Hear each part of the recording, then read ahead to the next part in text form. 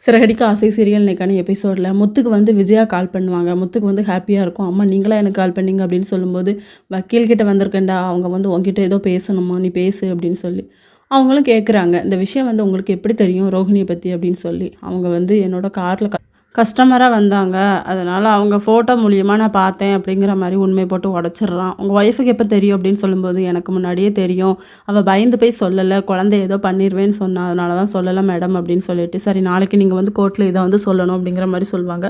முத்துக்கு வந்து செம ஹாப்பியாக இருக்கும். நான் என்ன வேணாலும் சொல்லுவேன், எங்கள் அம்மா எனக்கு கால் பண்ணிட்டாங்களே அப்படின்னு சொல்லிட்டு. இன்னொரு பக்கம் மீனா வந்து அவங்க வீட்டுக்கு போயிருப்பாங்க. அவங்க அம்மா கூட இருந்து பூ கட்டிகிட்டு இருப்பாங்க. சத்யாவும் இருப்பார். அப்போ சீதா வருவாங்க. அவங்களும் அக்கா நான் உனக்கு ஹெல்ப் பண்ணுறேன் அப்படின்னு சொல்லிட்டு.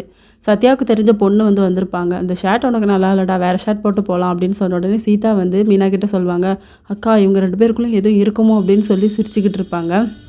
அதெல்லாம் ஒன்றும் இருக்காது அப்படின்னு சொல்லி அவங்க அம்மா வந்து தான் பையனை பற்றி பெருமையாக பேசுவாங்க. அடுத்த சீனில் எல்லாருமே கோர்ட்டுக்கும் போயிருப்பாங்க. அப்போ விஜயா வந்து இது என்னோட மருமக, இது என்னோட 2வது பையன் சொன்ன உடனே 2 பேருக்குமே ஹாப்பியாக இருக்கும். இது வரைக்கும் என்ன எங்கேயுமே அம்மா இப்படி சொன்னதே இல்லை அப்படின்னு சொல்லிட்டு.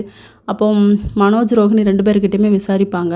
அப்போ நீங்கள் இவங்களை ஏமாத்துனீங்களா, அவங்க பேர் வந்து நிஜமாகவே ரோஹிணி இல்லையாம கல்யாணியாம அப்படின்னு சொல்லிட்டு, ஆமாம் சார் அப்படின்னு சொல்லி, இவங்க ஆல்ரெடி உங்களுக்கு கல்யாணம் ஆகிட்டாமே, நீங்கள் ஏமாற்றிட்டீங்களே அப்படின்னு சொல்லி கேட்கும்போது, ஆமாம் சார் அப்படிங்கிற மாதிரி சொல்கிறாங்க.